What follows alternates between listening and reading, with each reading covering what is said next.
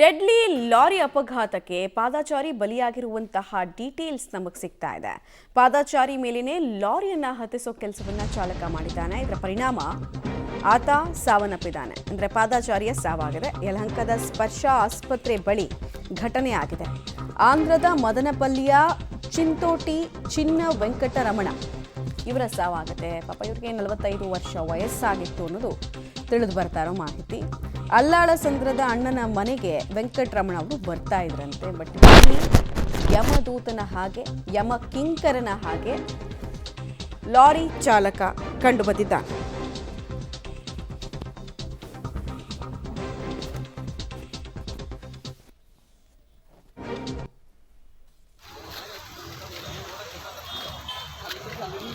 Lorry ಚಾಲಕನ ಈ ಕೃತ್ಯಕ್ಕೆ ಸಾರ್ವಜನಿಕರು ಕೂಡಲೇ ಎಚ್ಚೆತ್ತರು. ಆಮೇಲೆ ಅಲ್ಲಿ ಸ್ಥಳದಲ್ಲೇ ಜಮಾಯಿಸಿದ್ದನ್ನು ಕೂಡ ಗಮನಿಸ್ತಾ ಇದ್ದೀರಾ.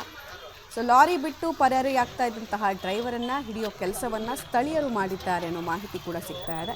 ಮೃತದೇಹವನ್ನು ಯಲಹಂಕದ ಸರ್ಕಾರಿ ಆಸ್ಪತ್ರೆಗೆ ರವಾನಿಸಲಾಗಿದೆ.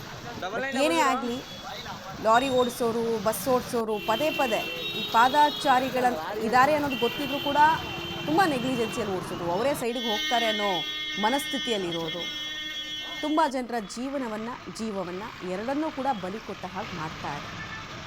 ಇನ್ನು ಲಾರಿ ಬಿಟ್ಟು ಎಸ್ಕೇಪ್ ಆಗ್ತಾ ಇದ್ದಂತಹ ಚಾಲಕನನ್ನು ಹಿಡಿದಿದ್ದಾರೆ ಸ್ಥಳೀಯರು. 4 ಏಟು ಕೊಟ್ಟಿದ್ದಾರೆ ಅನ್ನೋದು ಕೂಡ ಗೊತ್ತಾಗ್ತಾ ಇದೆ.